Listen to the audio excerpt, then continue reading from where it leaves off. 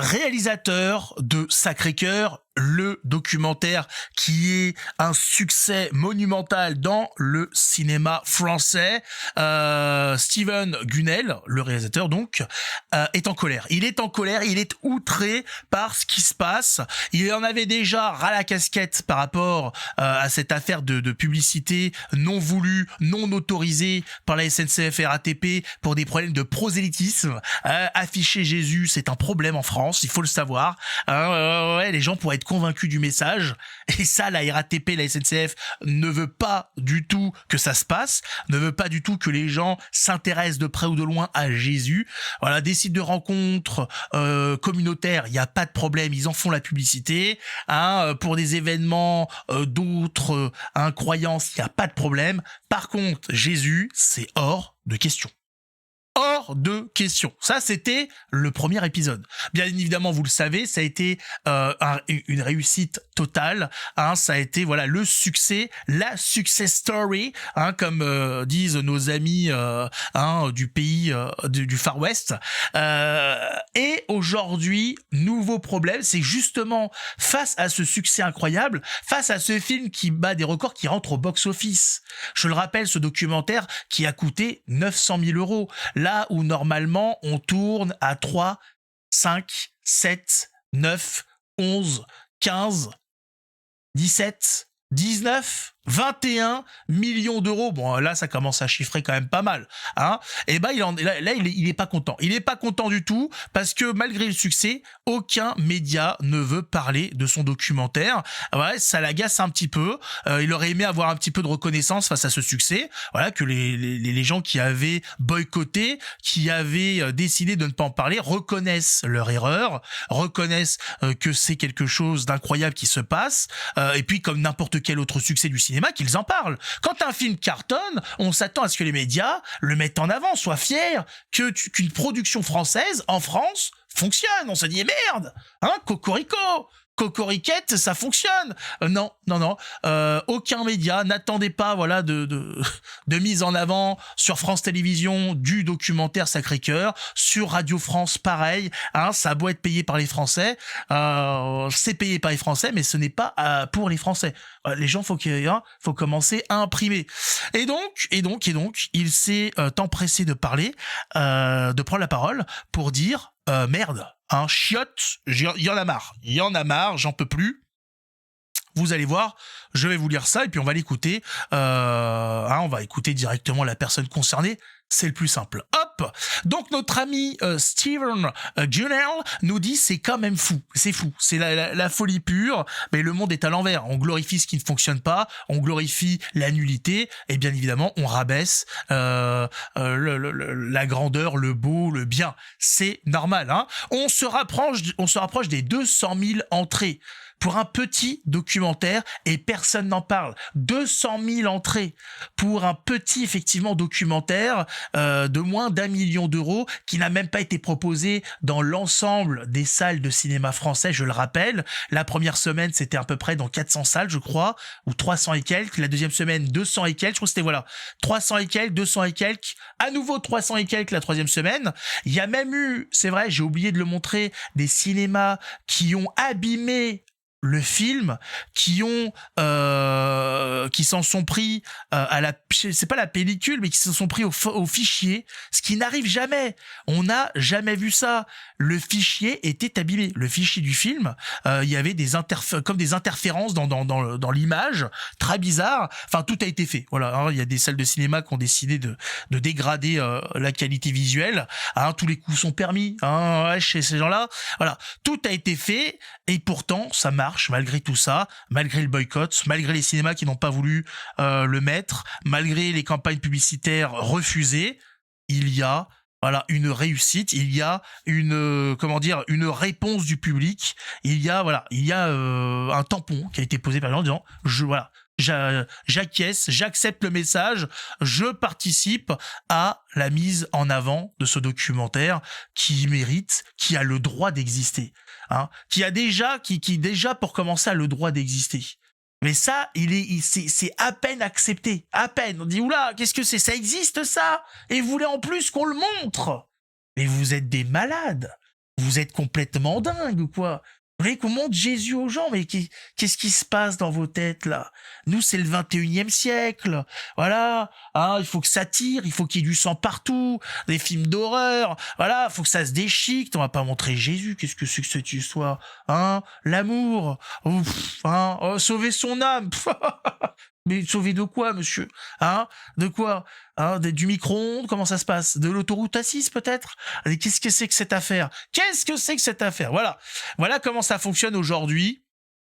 La présence chrétienne sur le territoire français, hein, c'est tout juste si on se fait pas cracher à la gueule, hein. Tout juste. Hein. Donc, face à tout ça, Steven, lui, il comprend pas. Il dit, je comprends pas d'avoir un tel acharnement, un tel mépris, un tel silence de la part de gens, hein, qui n'hésitent pas à glorifier tout et n'importe quoi. Lui, c'est quand même extraordinaire. Hein. Ces gens-là font la promotion de films complètement ratés, de documentaires qui n'intéressent personne, de sujets, hein, qui ne nous concernent même pas. Voilà, mais Jésus, non. Jésus, c'est pas possible. Jésus n'intéresse pas les médias français. Merde! C'est con, ça. C'est vraiment dommage. Sommes-nous surpris, hein, vu la gueule de la télévision française, vu la gueule de ceux qui en sont aux commandes, on n'est pas étonné du tout. Ça aurait été même surprenant qu'ils en fassent la promotion. On aurait dit, il y a quelque chose qui se cache là-dedans. Ça sent bizarre, cette affaire. Le fait que ce soit boycotté, c'est un très bon signe. Ça a été le cas pour la Passion du Christ de Mel Gibson, qui a eu beaucoup de mal à trouver des distributeurs en France et tout. Ça dit, ça c'est pas mal. Ça c'est pas mal. Quand il y a polémique, quand il y a problème, ça veut dire qu'on est sur le bon chemin. Quand ça glisse tout seul, c'est soit que vous êtes en territoire chrétien, et voilà, soit qu'il y a une couille dans le potage. Oh, et vous le savez comme moi, les couilles n'ont rien à faire dans le potage. Voilà, non, c'est, hein, pour ceux qui font un peu de cuisine, ou ceux qui n'en font pas, c'est une chose à savoir. Ouais, ça permet quand même de garder ses amis. Hein. Ouais, après un bon repas, voilà. Hein, quand ils commencent à poser la question de ce qu'il y avait dedans, ça peut être compliqué à expliquer ensuite. Hein. Alors on regarde un petit peu l'échange de notre ami Steven et de sa femme, qui a participé à la réalisation du documentaire, Sabrina, sur leur ressenti, sur voilà. Comment ils sont un petit peu, pas jugés, mais comment ils sont considérés par l'audiovisuel français, enfin républicain dirons-nous, hein, plutôt. C'est le prolongement de nous-mêmes, ce film. C'est un acte de foi, ce film. C'est un acte d'amour. C'est rendre amour, pour montrer simplement que nous, ça marche dans nos vies, Jésus, tu vois, et que ça apporte de la consolation, des réparations, de la grâce. Des miracles. Il donne des promesses, hein, c'est quand même pas rien, hein, ces promesses de bonheur, ces promesses de grâce, ces promesses de joie dans les familles, dans les foyers, dans les entreprises.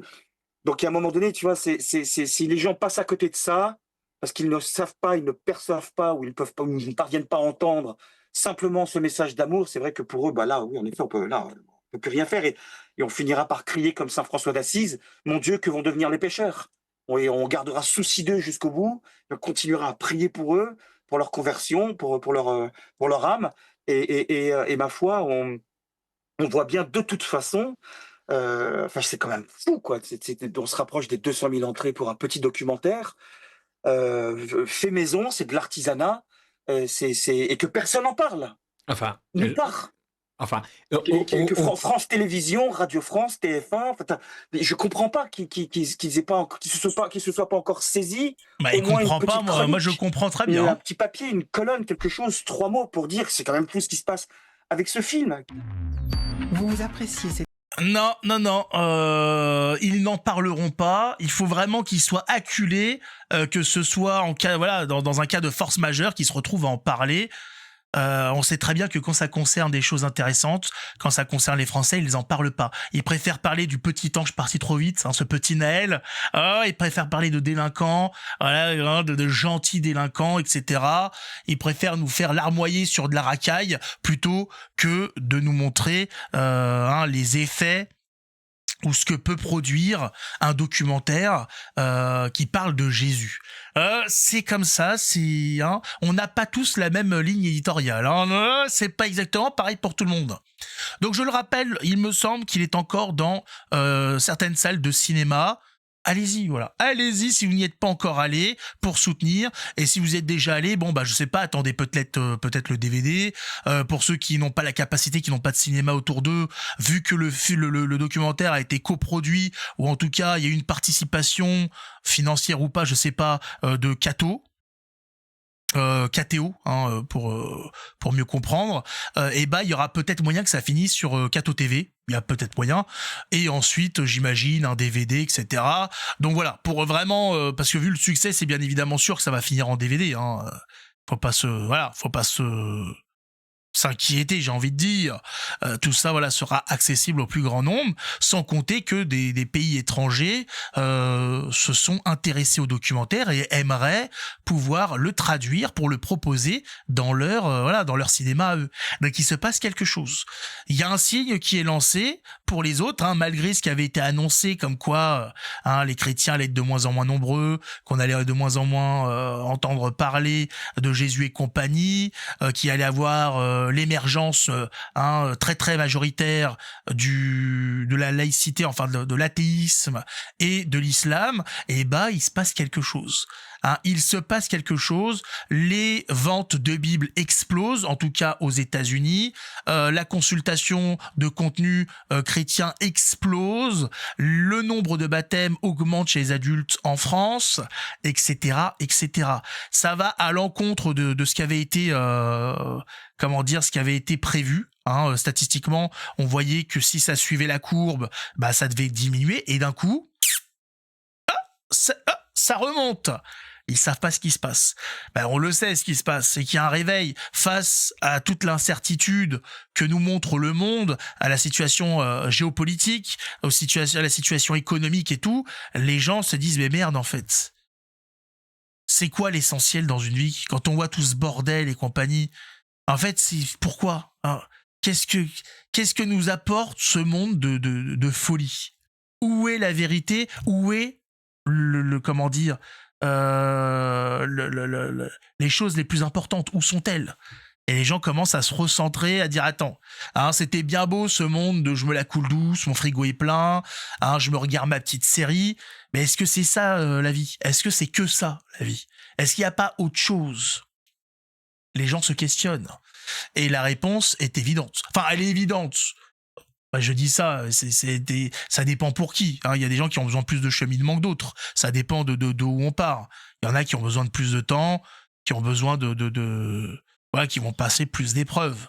Alors chacun a une croix à porter, elle n'est pas la même pour tout le monde. C'est comme ça, et il faut le faire. Donc, allez le voir si vous l'avez pas vu. Attendez le DVD si vous n'avez vraiment aucune possibilité de le voir, parce que des fois il n'y a pas de cinéma qui le propose à moins de 2 heures de chez soi. C'est compliqué quand même de faire 2 heures aller-retour en grillant de l'essence pour un docu. Voilà, il y en a, s'il n'y a pas les moyens, priez pour les autres, et puis attendez le DVD. Attendez que ça passe sur Kato TV, et puis voilà, vous inquiétez pas. Si vous voulez le voir, vous tomberez dessus, de toute façon. Voilà, ouais. Il suffit de demander et vous recevrez. Après, c'est pas, voilà, on n'est pas sur des livraisons express. Ça sera livré en temps et en heure. C'est quand Dieu le décide. C'est au moment le plus opportun. Voilà. Ni trop tôt, ni trop tard. Vraiment au bon moment. Là où Dieu juge que c'est bon. Là, vous pouvez recevoir tel ou tel truc. Mais n'ayez pas peur de demander à Dieu ce que vous avez besoin, et si Dieu juge que vous en avez vraiment besoin, il s'occupera de tout ça. Bien évidemment, ça veut pas dire qu'il faut se tourner les pouces. Il faut agir. Il faut agir dans son quotidien, et puis Dieu donne des coups de pouce à ceux qui en ont besoin. Mettez un pouce, abonnez-vous, on se retrouve dans une prochaine vidéo, bien évidemment. En attendant, priez, et puis que Dieu nous aide, et qu'il nous garde auprès de lui jusqu'au jugement dernier. Ciao tout le monde.